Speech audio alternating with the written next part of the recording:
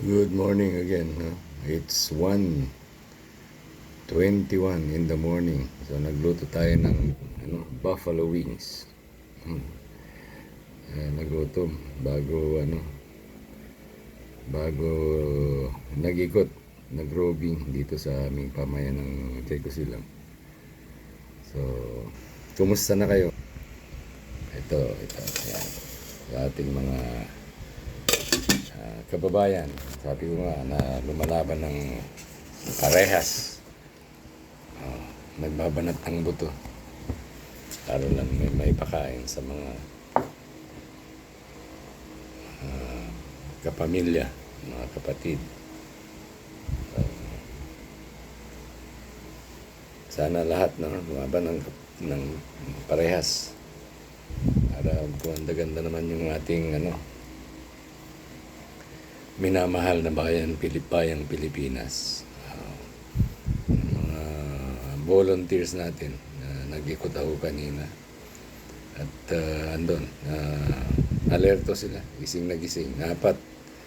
Apat na tao, no? Yung duty natin doon sa main gate 1 ng pamayanan. At kahit papaano, sabi ko nga, abutan natin kahit papaano. Kahit pangkape man lang. Pangkape at pandesal. Para naman, kasi imagine yung duty nila, gabi hanggang umaga. Kanina pa yung nag-duty siguro, alas 7. Tapos mamaya relievo ng alas 7.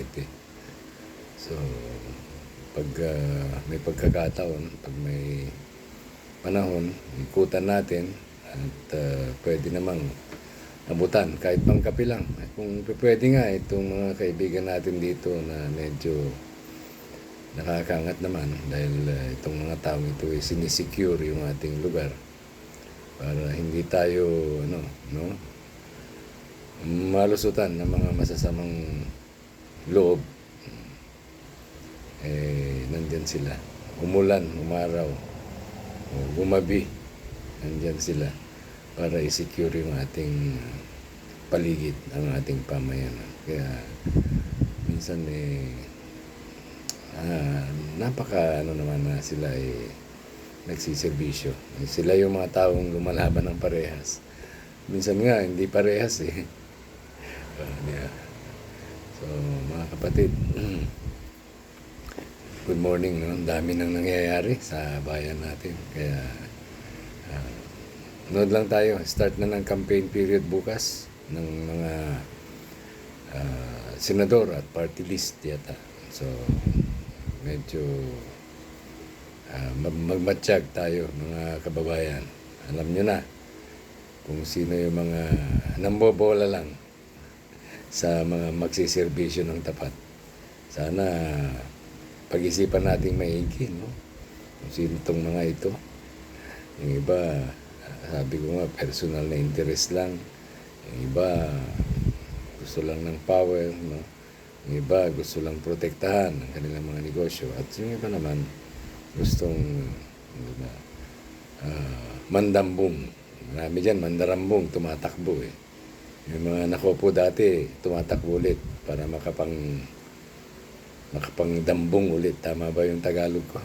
Makapangdambong. Yung mga kurap ito, mga marami akong kilala na mga politiko, mga kurap. Wala tayong magagawa. Binoto ng taong bayan yan naman yung mga taong bayan, konting bola-bola lang. Pero dapat yan hindi. Kailan tayo aasenso kung ganyan? Konting tapon ng tinapay. Kala mo yung tinapon na tinapay galing sa bulsa ng mga politiko na yan. Mga ayu-ayuda. Hindi naman sa kanila galing yan Galing sa pera ng taong bayan. Galing sa inyo din yan. Tapos, ang balik niyan, pag nakaupo na yan sa pwesto, lahat ng kukurakutin yan. Kasi nag-iisip yan, baka sa susunod na eleksyon, hindi na siya manalo. Kaya, diba? Siksik liga, tumaapaw na ang kanilang mga bangko. Pero itong mga ito, Walang kasiyahan to eh. Sabi ko, buti nga yung sawa pag nakalunok na ng isang manok yan. Titigil muna yan eh, hanggat maubos yung kanyang nalunok eh.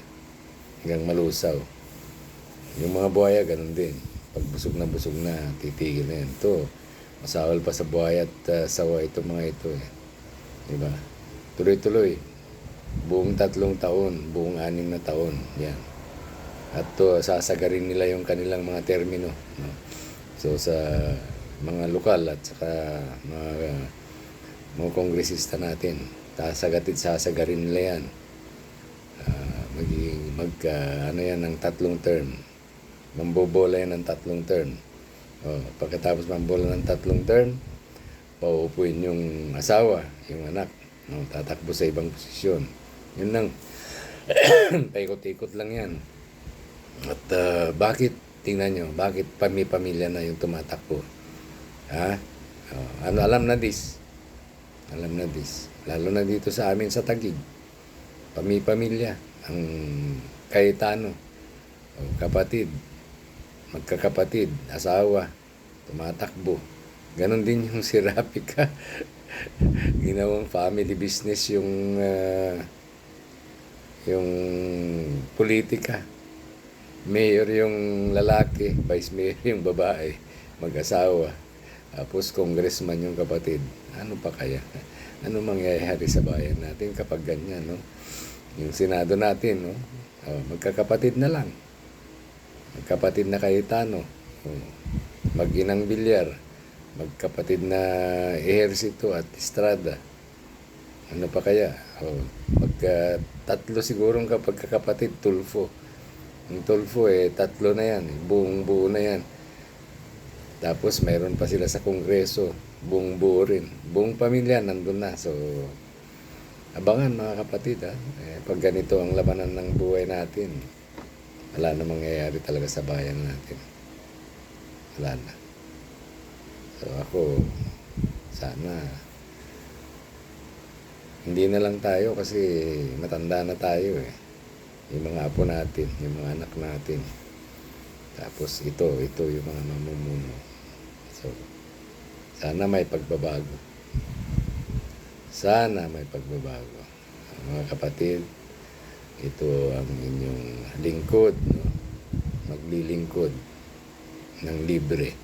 Naglilingkod dito sa pamayanan ng libre.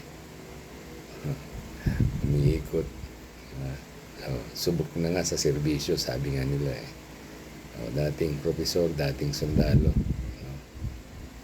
Ngayon, Pangulo ng Pamayanan, Diego sila. Plakto at Vice President ng Federation. Serbisyong totoo po lamang tayo mga kapatid. Mabuhay ang bayan ko. Sana magbago. Salamat at magandang umaga sa inyong lahat.